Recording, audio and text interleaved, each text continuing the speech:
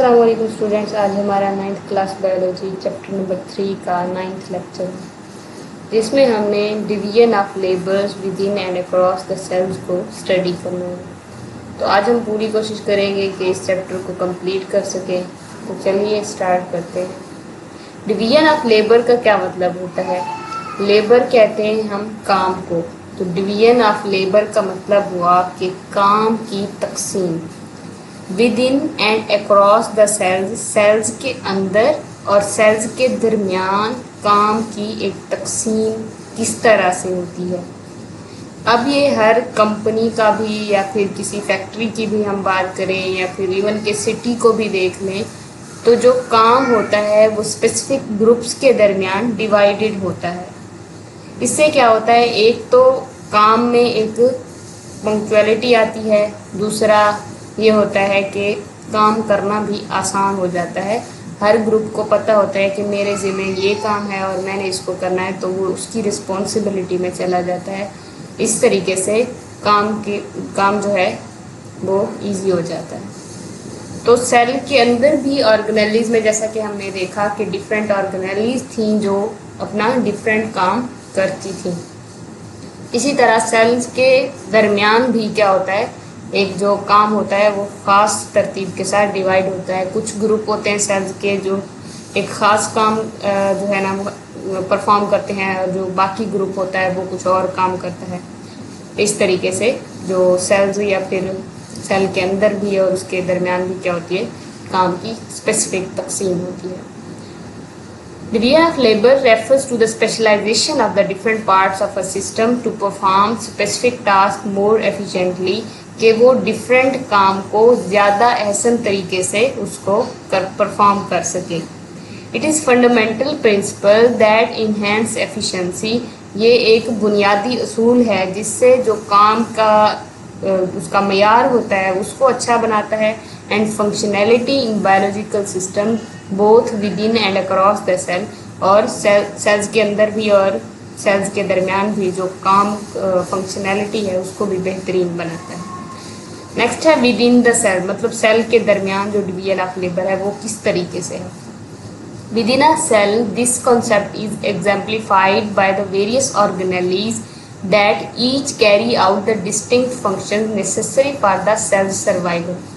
Cell की बका के लिए जो डिफरेंट ऑर्गेनेलीज होती हैं वो अपने ख़ास वाज़े फंक्शंस परफॉर्म करती हैं, और वो सारे के सारे मिलकर एक सेल के सर्वाइवल के अंदर क्या हो रहे होते हैं, हेल्प आउट कर रहे होते हैं।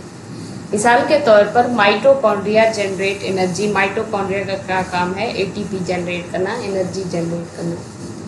Endoplasmic reticulum सिंथेसाइजेज proteins and lipids. जो रफ एंडोप्लाज्मिक रेटिकुलम है उनका काम क्या था? प्रोटीन बनाना, क्योंकि उनके पास राइबोसोम होते हैं। और जो SCR थे, स्मूथ एंडोप्लाज्मिक रेटिकुलम, उनका काम क्या था? लिपिड सिंथेसिस था। तो ये मिला के क्या करते हैं? प्रोटीन और लिपिड की सिंथेसिस करा रहे हैं। लाइसोसोम का काम क्या है? Break down of the waste material. जो वेस्ट मटेरियल बन रहा होता है सेल के अंदर ही, उसको क्या करता है? ब्रेक डाउन करता है, तोड़ फोड़ करता है उसकी।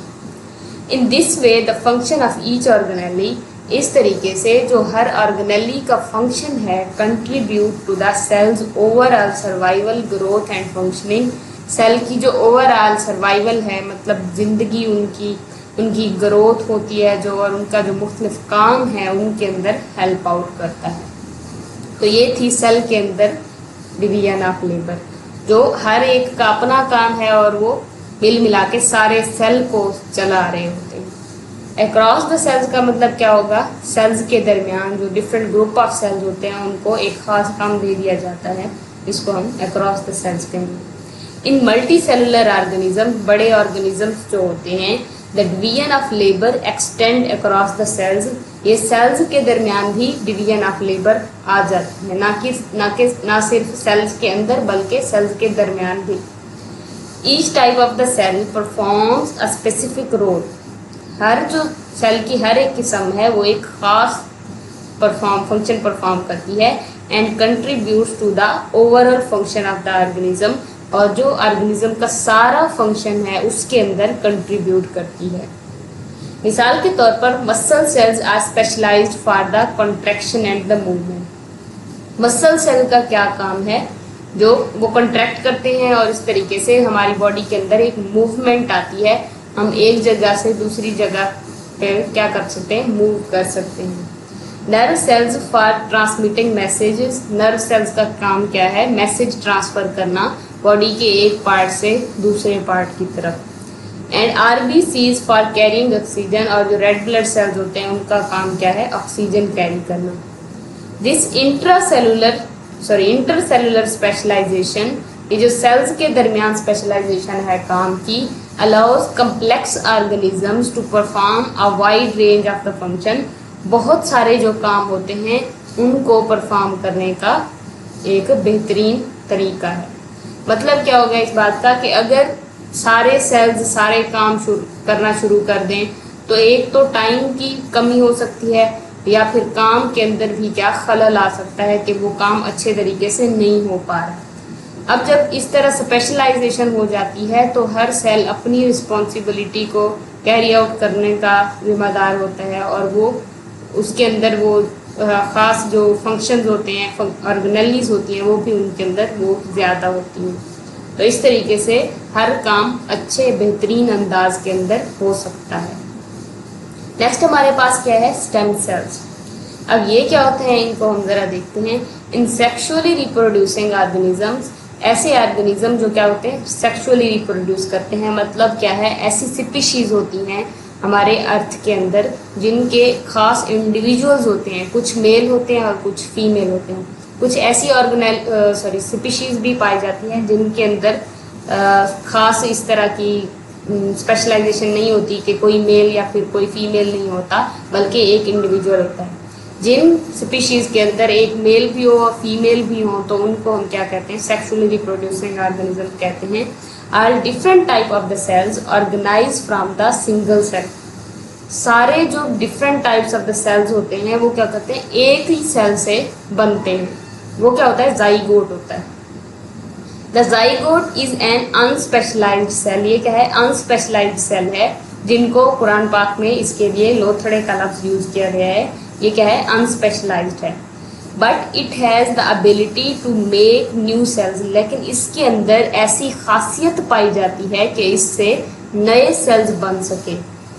विच can differentiate into specialised cell, जो कि बाद में खास अकसाम के सेल्स के अंदर डिफ्रेंशिएट हो जाते हैं। सच अनस्पेशलाइज्ड सेल, इनकी डेफिनेशन बता रहे हैं, दैट हैज़ द एबिलिटी, जिनके पास ऐसी खासियत हो कि to make a variety of specialised cell, के वो खास किस्म के वैरायटी जो है उनकी सेल्स की बना सकें, उनको हम क्या कहते हैं, स्टेम सेल्स कहते हैं। मिसाल के तौर पर जाइगोट की जैसे उसने बात की कि वो एक अनस्पेशलाइज्ड सेल होता है, फिर उसके अंदर क्या होता है, जो डिफरेंट टाइप के स्पेशलाइज्ड सेल बन सकते हैं, उसके पास एक एबिलिटी होती है।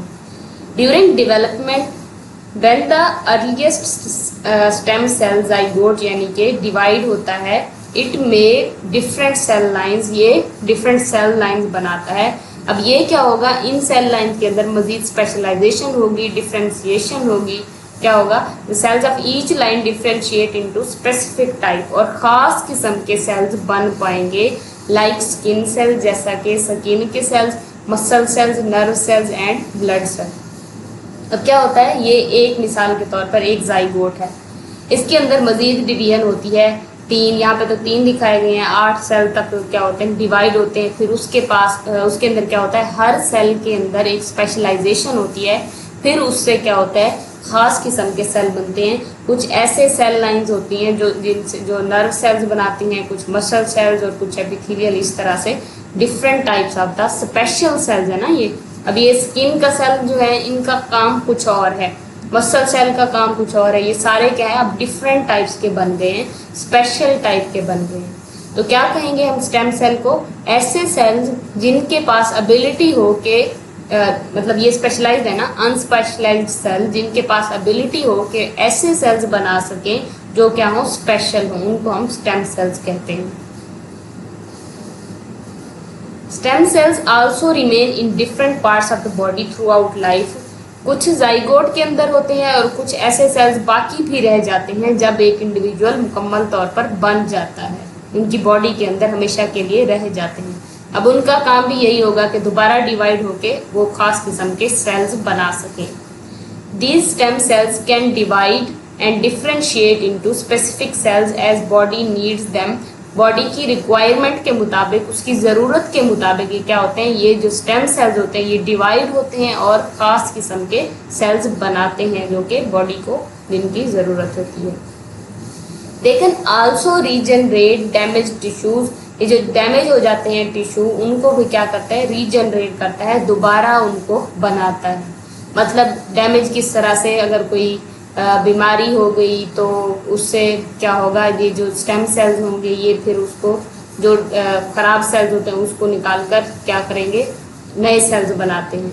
इसी तरीके से जो स्किन सेल के अंदर हमारे पास जो स्टेम सेल्स होंगे वो क्या करेंगे, कट वगैरह लगने की सूरत में जब स्किन कट जाती है तो वो उस जगह पर जाकर नए स्किन सेल्स को जनरेट करेंगे। Stem cells present in the liver also help it to repair after damage. जो लिवर के अंदर स्टेम सेल्स पाए जाते हैं, अगर लिवर के अंदर कोई डैमेज आ गया है, कोई बीमारी हो गई है, तो ये उसको हेल्प करते हैं कि उन डैमेज सेल को रिप्लेस करें न्यू सेल्स के साथ। Stem cells present in the bone marrow differentiate to make different type of the blood cells and immune cells. जो बोन मैरो के अंदर सेल्स होते हैं उनका काम क्या है कि आरबीसीज और जो इम्यून सिस्टम के सेल्स होते हैं उनको दोबारा बनाते हैं। अब इम्यून सिस्टम क्या होता है, कुव्वत मुदाफ़ियत का जो सिस्टम होता है, जिनका काम डिजीज़ के अगेंस्ट जो होता है लड़ाई वगैरह करना, जो डिजीज़ के जर्म्स वगैरह आते हैं उनको क्या करते हैं, ये मारते हैं।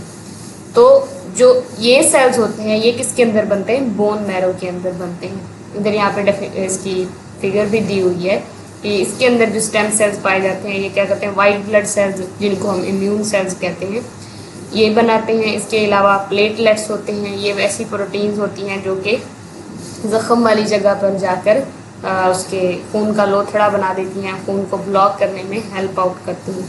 नेक्स्ट क्या है, आरबीसीज जो ऑक्सीजन को कैरी आउट करते हैं। In some parts of the body such as the gut, gut किसको कहते हैं, ये जो माउथ से लेकर एनस तक जो एलिमेंट्री कैनाल है इसको गट कहते हैं।